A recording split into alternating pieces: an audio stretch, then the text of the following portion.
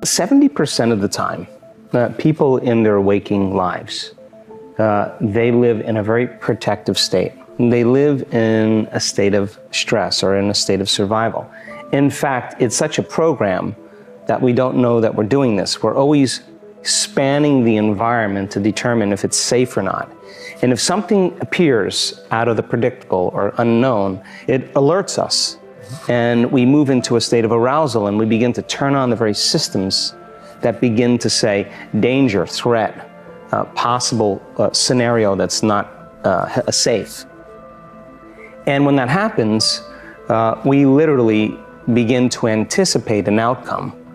And when we do that, we're always preparing for what could go wrong.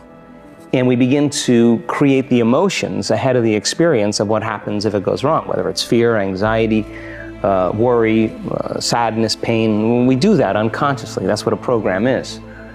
And that becomes the habit.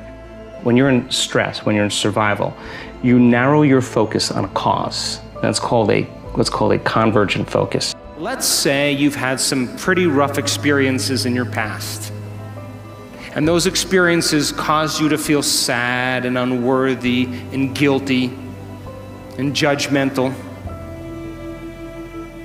And you've gotten so used to feeling guilty and unworthy and judgmental that's just feels normal to you. And then because you feel kind of victimized, then you blame people and you complain and you make excuses and you feel sorry for yourself, and that's your personality. And so your personality creates your personal reality. It's that simple. And your personality is made up of how you think, how you act, and how you feel. So the present personality who's listening to this show has created the present personal reality called their life. Which means if you're going to change something in your personal reality, in your life, you got to change your personality. You have to change. Nothing changes until you change. That's the bottom line. So if you've taken all of your attention off of everything material, there's only one place you're going to wind up, and that is the immaterial realm called the quantum field, an invisible field of energy that unifies and connects everything material. So now when you're creating from the field and you combine a clear intention with an elevated emotion and you're connected and you feel connected, you actually no longer have to go anywhere to get it. You're actually the vortex and you will collapse space and time and draw the experience to you. You use your whole life to get what you want.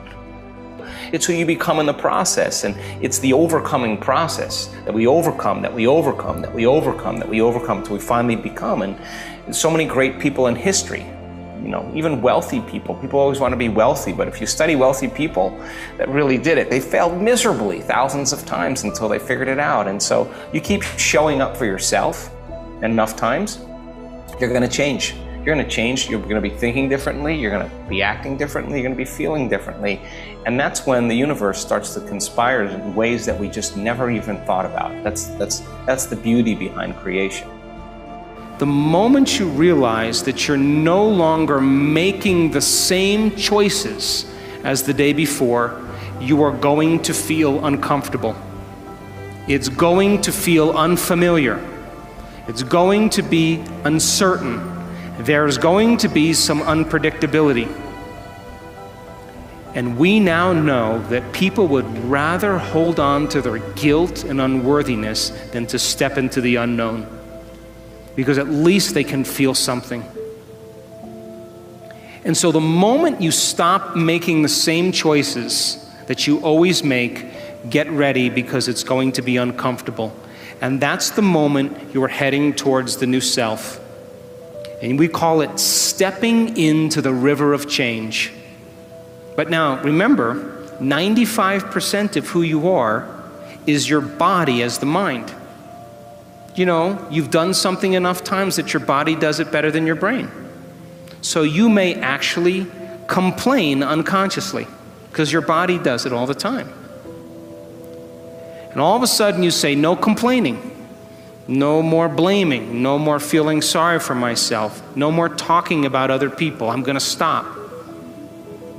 You know what happens, don't you? the body starts sending signals to the brain. The body's been conditioned that way. And all of a sudden, you start hearing the thoughts in your head that say, why don't you start tomorrow? Tomorrow's a better day. This is too hard for me, I can't change.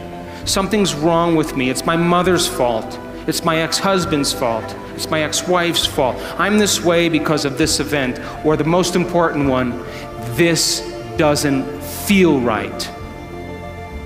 And the moment you respond to that thought as if it's true, that thought leads to the same choice, which leads to the same behavior, that creates the same experience, that produces the same emotion, and the person says, this feels right. That feels familiar.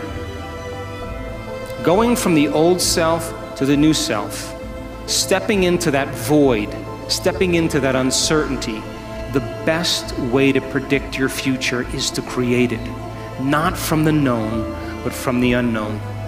And when you and I get comfortable in the place of the unknown, that's where the magic happens. And it never happens in the known.